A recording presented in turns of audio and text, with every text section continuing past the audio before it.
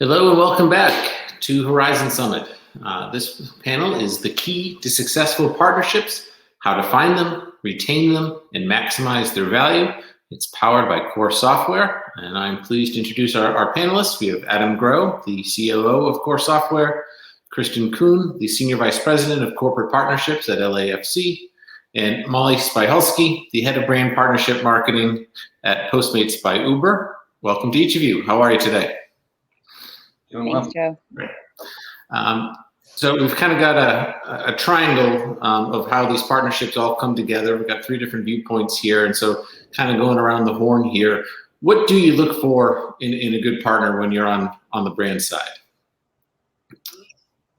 Yeah, on the brand side, I think one of the things that we certainly look for is two, both quantitative and qualitative, right? Like who is the right partner that we want to work with? And specifically, as we were entering into our partnership with LAFC, I think some of the things were obviously, is this the right audience? Is there strong brand alignment here? But also, is this an innovative company? Is this a partner that we think that we can grow with? And is this a partner that we trust? And I think, as we're thinking about how we built out the partnership, I think a huge piece of that trust is also transparency. And, I know we'll get into this further into the panel, but that was a huge aspect of what we were looking at when we entered into this deal with LAFC. Mm-hmm. And so, Kristen, from your viewpoint, what are you looking for in a brand? Yeah, a lot of the same things Molly said, but just to back up to start off for a little perspective as well. Molly is one of our newer partners with Postmates by Uber. We're excited to welcome them to the club this year in 2021 as the first year of our partnership. And a lot of that was in part due to the data that we've been working on with years through Adam's team over at Core to utilize across our pitch process in bringing on Postmates. So as Molly said, a lot of that data was used up front to really provide a value proposition on what LAFC could bring to Postmates and to provide transparency into the expectations of what the partnership would offer, both over the immediacy term and long term over a multi-year partnership, and how we should anticipate that growth happening due to the data that we would see become more and more available and also growing internally because of the partnership. Mm-hmm. And Adam, you're in a sense almost a matchmaker, sort of helping support, this process here. What do you see when trying to put partners together?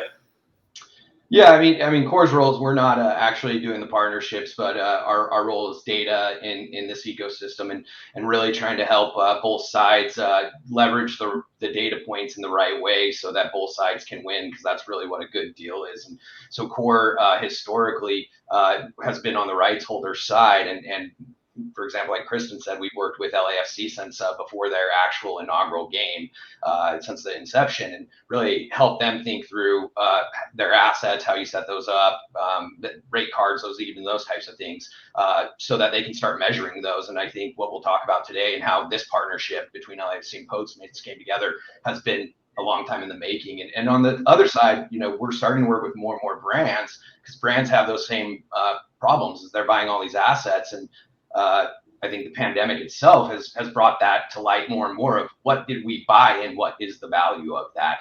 And this is a perfect example, this partnership between these two, of how those two can come together and really leverage data and create trust, like Molly said, using software and data. And that's where Core comes into play. Mm-hmm. And Molly, so where did you leverage that data? What were the some of the areas that you found value? Yeah, I mean, it was pretty robust. So I have to say thank you to Adam and Kristen for dealing with our very many questions that we had in regards to what types of info we were looking for. But, when we're talking about trying to, identify where we can drive brand preference, where is that strong brand alignment, it's not just about, what are your audience demographics. I think that there's a lot of things that we're looking for. So it was, probably 20 things that we're asking to get some numbers and information on from the team. So that would be things like audience demographics. It's also, what is your fandom looking like? And is it not just fandom across the team, but also across the league? What drilling into your audience, the demos that we would be able to talk to. And I think, with Postmates, what we are doing in the partnership space right now is one, we're starting to get back into stadiums again. And so we're starting to think about how can we talk to your audience, both on site, but also at home. And so we're looking at things like heat maps to help augment that information that we have. And then also, and this isn't necessarily about data, but where are there additional components that we could grow together with that partner? We have a mobile ordering solution that we bring into venues. And so, having that be a key part of the conversation with LAFC, both leading in to the assessment, but also now ongoing, and just how can we maximize and grow together. So those are some of the key things that, one, we're looking at on the front end. And I think part of why that's so important is because we need to be able to take that information and really, create a bit of a use case, if you will, to then share back with leadership, because these are big deals. LAFC in particular is one of the largest deals that we have. And so knowing that we're building that off of a solid foundation that's backed by numbers is pretty critical. Yeah, and Kristen, like kind of going back to that, what I think LAFC in particular does a really great job of, out of kind of the clubs we work with across the board, is leveraging data that they're gathering throughout the season. So data that they had gathered and really put together. It wasn't just that somebody put together for Postmates, but it was an accrual of that measurement across that they then were able to kind of give to you, and to the point you made, help sell it through to your senior leadership team, right? And so that was so critical in you getting one of your bigger deals done. And so that's where, it's interesting watching this part of the industry and market evolve. Is it's becoming much more data driven too in those aspects. So you still have the partnership and the trust and the relationship side, but the data points are helping you get those deals, these larger deals, across the line. Absolutely. And Adam, that's sort of a great segue into like how we can continue to fuel data. And Molly, you touched on this about continuously, selling that into leadership, and really leveraging data, I think, across three critical points in a partnership. One, which would be a pitch or sales process, right?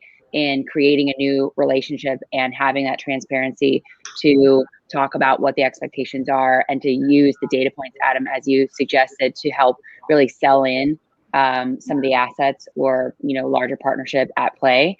And then the ongoing collection of data throughout the year, really making sure that you have a team in place to track everything and working with a partner like Postmates to identify that ahead of time so that we can get in front of what data they're looking for to make sure that that's always on in the background, and something that we can meet about. And so, switching into, we'll call it in real time in activation, we want to be able to look at what's working, right? So Molly may try something new for the first time and we want to be able to track that. And so we have the ability to leverage data in real time after an activation or after a launch announcement to go back and review that with still enough possibility to pivot or continue doing what's working, right? And really looking at the data to help us do that. And then the last thing is what I think teams and properties traditionally are already doing, which is an end of year review, right? And generally speaking, that's something that I think is pretty standard. But again, making sure that we're backing into that and having that data collection year round and providing other opportunities to look at data in real time. And then maybe looking at a macro review at the end of year to talk about a multi-year partnership and how this impacts us moving forward. Yeah, I mean, we're seeing it across the board, right? The momentum is shifting from just that annual recap deck where you go, oh crap, we didn't fully deliver to you guys, to we'll do some make goods next season, to real-time adjustments. One of the clubs we work with just did this big rollout for 15 other partners where they're going to have live dashboards that are updated weekly or monthly, so that the partners can go in and actually see in real time. And it's about kind of changing that mindset towards like, hey, at the end of the year, sorry we didn't deliver, to, hey, we're in the middle of this, right? And we have time to actually pivot and change things up and say what's working, what's not working. And I think that's the big kind of piece that we're or the inflection point we're at here, right? Is how can the partners and the rights holders have more conversations sooner rather than later on that, right? Absolutely. And just one final note there, I think, on the brand side, we are doing a lot in the pitch process and signing the actual paperwork, right, to like make these happen. But from our perspective, access to data and growing that partnership together does not stop when we sign, when the ink dries on the contract. And so I think having that regular feed of data that we can point back to so that we know how the partnership is pacing, it allows me to not only continue to grow and build that partnership, but also beat a steady drumbeat internally, right? To make sure that folks know this is how this partnership is delivering, and having more real-time access to that has helped me look like self-serving a hell of a lot better. But it's been really, really helpful. And I do think, a lot of what I'm seeing with LAFC, and they're not paying me to say this, but it is best in class. What has been maybe a good case study or example of how this, these early days of the partnership has gone? Kristen? Molly, I think probably our launch, right, would be, I think the best case. And right now, again, we are in a new partnership this year, starting in 21. So Adam, thanks for being our matchmaker there. It's your new title. But, I think, Joe, to your question, like we set up an announcement, right, for this partnership. It's one of our larger partnerships as well, same to Postmates. So we wanted to make sure that both brands were, equally getting the love from this and measuring that in advance. So through our social platforms, through earned and owned digital, and, just through general media outreach and PR, this is something that we tracked in real time and then met within 60 days after that to be able to review and really discuss the impact that had. So I think, that's a great announcement. We're so happy to have Postmates as our sleeve partner on our other sleeve this year. And that's a new opportunity for us that we've also been tracking over the last couple of years. So this was a big opportunity for us to talk about that in real time. Molly, I don't know if you want to add anything else coming out of that. I think the only thing I would add, it was a successful launch, and I think we were really pleased with the impressions and the earned media around it. But I also think that this is where we go back to the qualitative and the quantitative. And we had to move really quickly from the time that the deal was signed until the time that we launched with Postmates on the sleeve of the LAFC jersey. And I think within that process, working hand in hand with the same people that we had been building this relationship with over time, I think it allowed us to create kind of this more meaningful launch moment that obviously was successful, but we also were able to give back to the community. We were able to bring in some of the additional assets of the broader construct of the term to launch with just a lot of excitement and energy around it, which again, coming back to that beating of the steady drumbeat internally, it was a really great thing to come out of the gate with.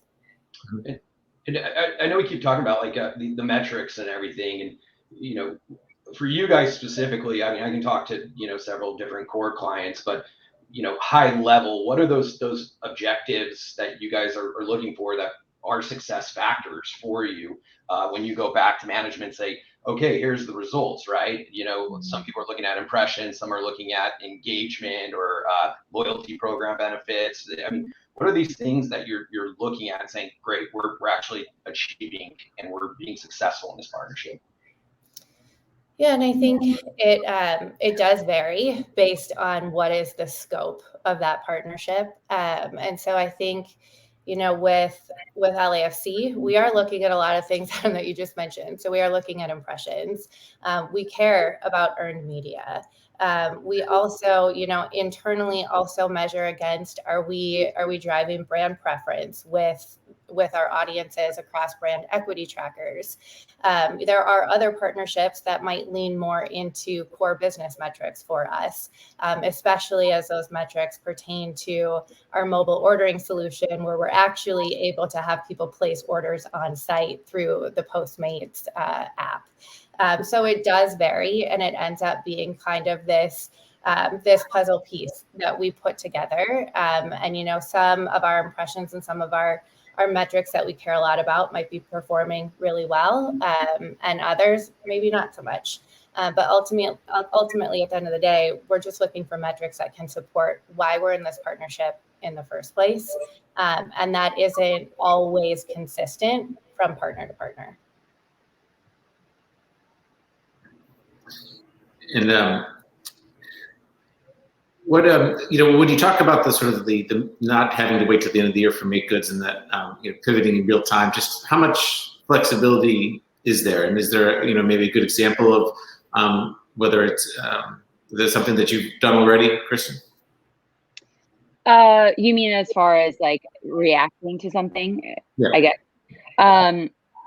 So, I mean, I think there's a couple of different examples of that. I think one thing Molly's talked about a lot too is just qualitative and quantitative data, right? And not all data is created equally. So I think we have to also use the opportunity to understand when data is driving something and when we have to look at things like brand love and passion and things that can be measured in a data-driven way, but it's not a metric necessarily, right? It's not an impression. It like the value of an engagement isn't equal across all platforms. So specifically, you know, we've had in real time recaps after like what we would have an entitlement night or a major launch initiative or a key social campaign. But I think it all depends again on like the drivers of each brand and what they're looking to do. And each brand is different. So even like Molly mentioned for Postmates, it depends on, you know, what is the objective this year or this quarter or, you know, even this partnership, and her partnership with another property might have a different objective, right?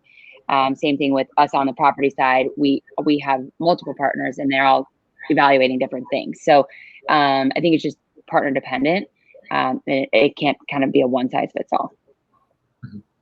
Yeah, one thing we're seeing more and more, kind of to your question, Joe, is the flexibility, right? And more brands will want to work with their partners in these real-time conversations that have flexibility to pivot and do those things. And so from like a core standpoint, you know, we work to, you know, make our platform as flexible as possible. In fact, we worked with, you know, the LAFC team and a few other teams quite a bit on how can, you know, you alter contracts and change things within the system.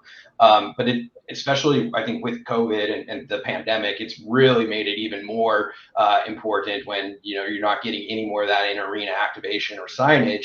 And now we have to pivot and be more creative on a digital platform. And so a lot of our clients are saying, hey, how can we be more flexible? What are other teams doing? And so, you know, Kristen and Molly, I know that your partnership's still pretty new, but from your guys' point of view, your experience just doing what you do, like how is I guess the pandemic changed, but how important is that ability to, once you get the data and you're having these conversations, be able to be flexible, be able to make changes on the fly?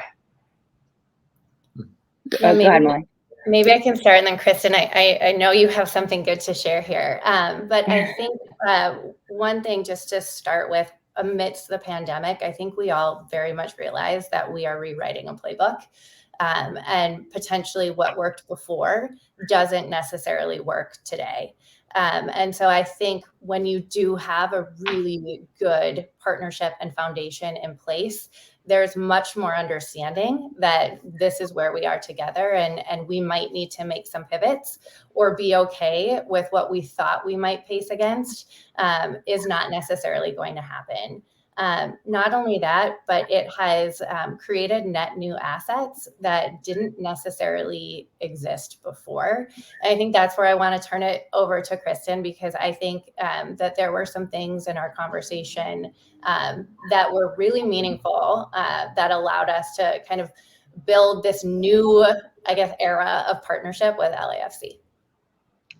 Yeah, and I mean, same, Molly, you know, everything, Adam, that you said just about shifting mindset, and especially last year, I think we've had to we've had to really lean into the data because we didn't have fandom, we didn't have engagement, we didn't, we needed that data as a property to continue selling in our value proposition and to show exactly like some of these make good, I never want to hear that word again moving forward, but various assets that have come to life. So specifically with Postmates, there were a couple of things that we'd never done before, and those pieces of inventory were a direct result of the pandemic and how we looked to pivot and new assets that we could sell in our sponsorship portfolio.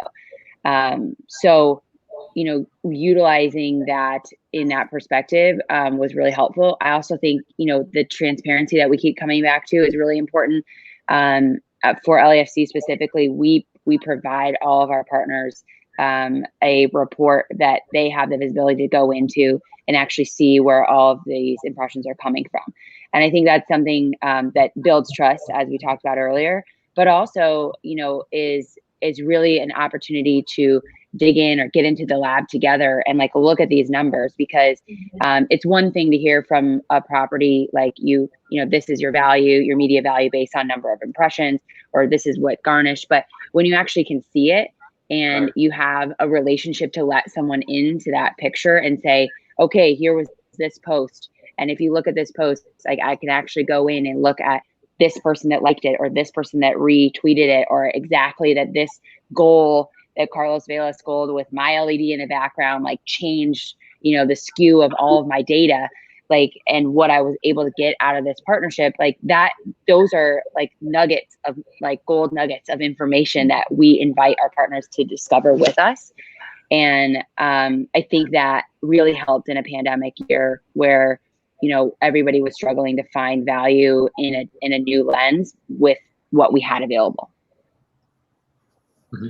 Yeah. I think the transparency piece, I think that's really key, right? Like we have more and more of our partners or customers that we're working with and helping them figure it out. And they want to be able to show that transparency. It's no longer, like you said, you got 400 million impressions. We did a nice job, right? They actually, Molly, you want to say, where did they come from? And then how did that actually turn over into whatever your ROI is, like brand equity, brand preference, conversion to customers, those types of things. Yeah, definitely. And I think further to that end, Adam, like where was that special sauce and how can we then go and recreate that? Are there other opportunities amidst the season where we can do something similar? And also, can we rinse and repeat that? That's a terrible term, but is that something that we could take elsewhere across other partnerships that we have? So I think it just makes everyone better across the board. So yeah, it's that transparency is key. Yeah, no. Okay, Joe. No, I was sorry. I was just gonna say, and it's interesting because it feels like and maybe I'm wrong here, but the more traditional relationship, I didn't see partners and rights holders collaborating like this much together, right? Really, like you called it, Kristen, like getting her into the lab and like digging through the numbers. I think it was more kind of just, hey, here's your assets, here's this. And I think it's actually forming better partnerships and tighter relationships. So. And clearly there is a lot of, brand alignment, vision alignment here. But when you do have challenges, how do you overcome them? What are some of the ways that you can remediate that? Well, hopefully we won't have too many of those, but I think that it just has to be a discussion, honestly. Like this, we don't use the term sponsorship, and we use the term partnership, and that is because we truly are two brands that are looking to come together to both meet our own objectives. And it's equally as important, what Postmates, for this conversation needs, and LAFC, and we can't, one person can't be dominating that. This is a relationship, right? So I think it's about coming to the table. It's about looking at what's working. It's about hearing everyone out and understanding the why behind it. And really just, I guess simple, but trying to come to a resolution that would work for both people, and, understanding that there's going to be some give and take, and, brands' objectives change, especially in a multi-year partnership, right? Like, we may come on under one guise and shift to another, and we're going to have to be flexible as a property to adapt to that. And a partner's objectives might have changed too. And so, I don't want to speak for Molly, but on the brand side, she has to be constantly reevaluating how this is driving her objectives, which may change year over year with new leadership, et cetera, et cetera. So. And, what does, the future hold? Certainly as, we're coming back to stadiums more, everything's been evolving the way that it has. So, what does the future hold for partnerships from a buyer side? Maybe start with you, Mo. I mean, I think the sky's the limit there, right? Like, I think that one, it's thrilling to start seeing fans in venues again, to be, starting to get back into a little bit of normalcy. And I know that, our world is consistently evolving, but it's very exciting to think about how I can go from trying to drive digital impressions to now connecting with a fan one-on-one, and what that means to our numbers, especially as it pertains to some of those upper funnel objectives of, consideration, awareness, those types of things. I'm also very excited to engage with fans in venue with the mobile ordering solution that we do have, because I think that one, it's great. Like it gives it essentially puts our product into the hands of a fan when they are doing something that they love. I get very passionate about that, and so I'm pretty excited at the prospect of being able to roll that out more and more. Mm-hmm. Kristen? From the property side, I mean, I think we're just really excited again to have that opportunity, have an engagement in person, and to really see brands coming back into the sports landscape and investing and leveraging that passion and that fandom that comes with sports. I think it was really great in a way to see what the pandemic, took away from us, and how much that opportunity to bring people together has really presented now that we can hopefully continue to do that. And I think being a part of that on the brand side, like Molly had mentioned, is invaluable to be a part of someone's experience doing something that they love. Right. And so like organically integrating your brand into that experience to have the opportunity to be top of mind, indirectly outside of the stadium, outside of the game day, is really important. And I think, just to also echo what Adam said earlier, I think that data-driven partnerships is the future. And I think that's where we're going, and to being able to leverage data throughout multiple different points in a partnership is really important, and something that we definitely hold as part of our foundation strategy in our corporate partnerships team. So I do think that is definitely only going to increase as we look ahead. And Adam, from your view and what Core is seeing, what do you see as the future? Yeah. My view is not as cool as the brand side or the rights holder side, but it is fun getting to be in the middle of it and see what's going on, and being a vendor and being in the data and advising and kind of really helping teams like LAFC figure out how to drive the data in the partnerships, or working with some of the partners we do that are buying. I think the data is going to become more real time. I think as more and more partners or brands keep coming up into the ecosystems and actually leveraging like technology systems and not just spreadsheets, you're going to open up a lot of different data streams. So maybe data can start being more real time. So instead of, Kristen setting up, call it a mid-season recap, it's real time data. As soon as that game's over, impressions are coming in, engagements are coming in from the digital, the food and beverage delivery stuff's coming in. All of a sudden, you're actually looking at things in more real time than just, quarter season, mid-season, whatever recaps. So I think that's one big thing that will change. And also, I think the data will be more minuscule, and that's obviously because we can make the data more real time. And so you're kind of already seeing it with LAFC and Postmates, where they can get into the posts and who they are, which ultimately I think will drive more engagement for both sides, really, to have better and more dialed in specific marketing and messaging to those consumers on both sides. And I mean, that's what everybody's trying to get to is, segmentations of 10, 15 people where the messaging's so dialed in for them. And as you open up all these different data streams, it's really going to change the landscape on how partners and rights holders work together. Well, great. Well, unfortunately, we're wrapping up here on our time. But Adam, Molly, Kristen, thank you all very much for sharing your time and insights, and hope everyone enjoys the rest of the summit. Thank you. Thanks, everyone.